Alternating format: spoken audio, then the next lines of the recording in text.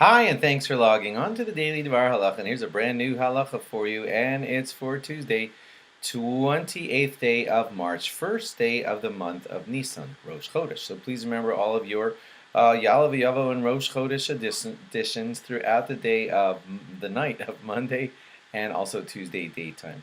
Starting with the first day of Nissan, some people, I won't say you have to, but some people have the custom to recite the Nasi of the day. Now that would mean that each day, if you look around the Parsha of Naso, you will see there the sacrifices that were brought by the Nisim when the time of Nisan began. That was the 12 days of inaugurating of the Mishkan. And some people recite each Nasi's portion at the end of davening on these days. I don't see a lot of people doing it, but there is such a custom. If you wanted to ask your rabbi about how you could do that, there were some communities who actually used to read the Torah, reading that portion of each Nasi's part on these days. I've never seen it personally myself, but some communities do actually do that.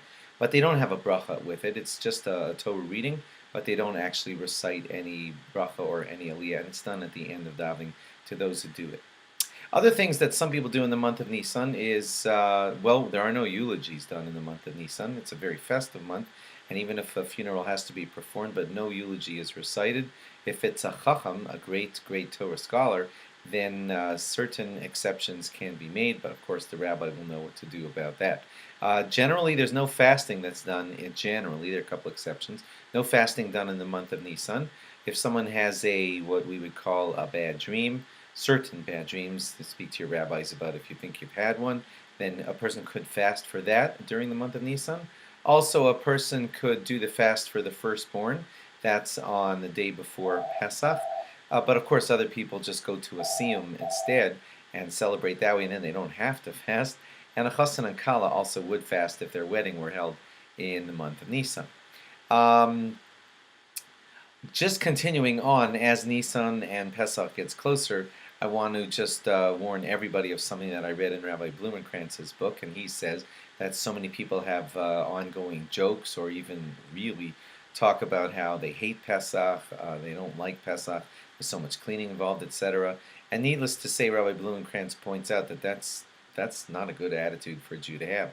Pesach does involve some cleaning, no doubt about it, but you don't have to overclean, you just have to do what's necessary, and it's a chance for us to show our Mesiras Nefesh, how we give ourselves over to this wonderful religion, and complaining about the religion is something that you and I should never catch ourselves doing it.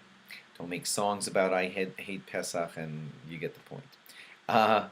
So another one that not a lot of people know about is that if you had a piece of raw meat and you wanted to say this is for Pesach, that you wouldn't realize it, but that has the mild problem that it could look as if you're designating that piece of meat to be sanctified for the Pesach use, as in the Pesach sacrifice. Now you might say, well, obviously it's not my Pesach sacrifice, but it could have that connotation, in which could give a hektish status, a holiness status to that piece of meat, and you don't want that to happen. So though you wouldn't realize this, one shouldn't say over a raw piece of meat, this is for Pesach. Some people say you shouldn't even do that over a raw piece of chicken, and some say to be careful about that even over fish, because you can imply that this is for a Pesach sacrifice, which is of course wrong. It couldn't happen, but then it could get stuck with that holiness that you don't want it to have. So just don't speak that way about meats that you're preparing for Pesach.